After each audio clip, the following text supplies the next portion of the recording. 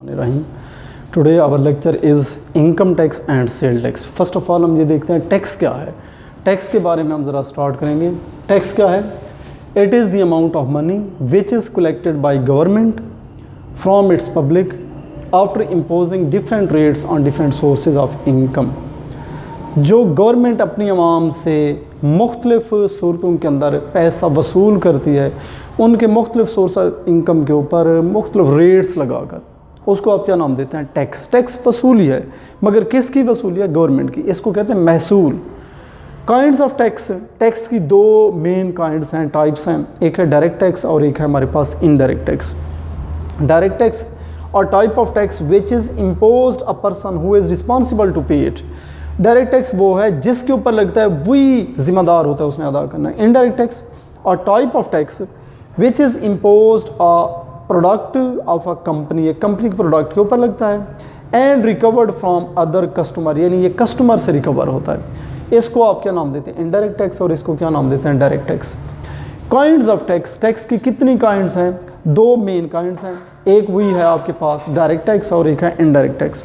अब direct tax के बारे में आप पढ़ चुके हैं, इनडायरेक्ट टैक्स के बारे में आप पढ़ चुके हैं। डायरेक्ट टैक्स इनकम टैक्स को कहते हैं और इनडायरेक्ट टैक्स सेल टैक्स को कहते हैं। इनकम टैक्स यानी जिसकी इनकम के ऊपर लगता है वही पे करता है। सेल टैक्स लगता कंपनी के प्रोडक्ट के ऊपर है, लेकिन कंपनी अपने कस्टमर से वो रिकवर करती है, इसलिए इसको इनडायरेक्ट टैक्स कहते हैं।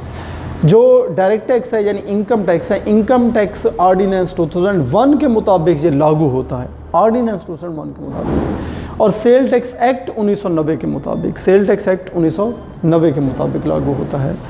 उसके बाद आपके पास है कि income tax imposed on wealthy person, ये अमीर लोगों पर अप्लाई होता है, ये छोटे मोटे गरीब लोग इसको अदा नहीं करते।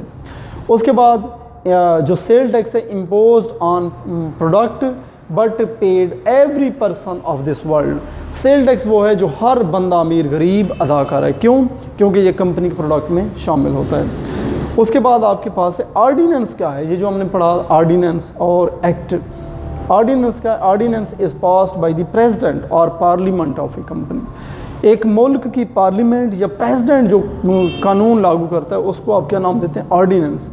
और एक्ट आपके पास क्या है? Act is passed by court.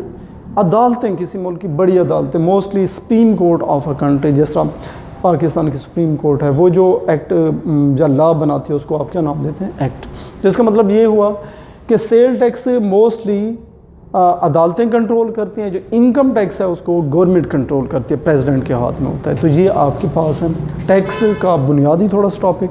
अभी हम इसको ज़रा देखते हैं कि इनकम टैक्स क्या है। हमारे दो टॉपिक हैं बीकॉम, इनकम टैक्स और सेल टैक्स। तो हम नेक्स्ट लेक्चर में अभी देख रहे हैं कि इनकम टैक्स क्या है।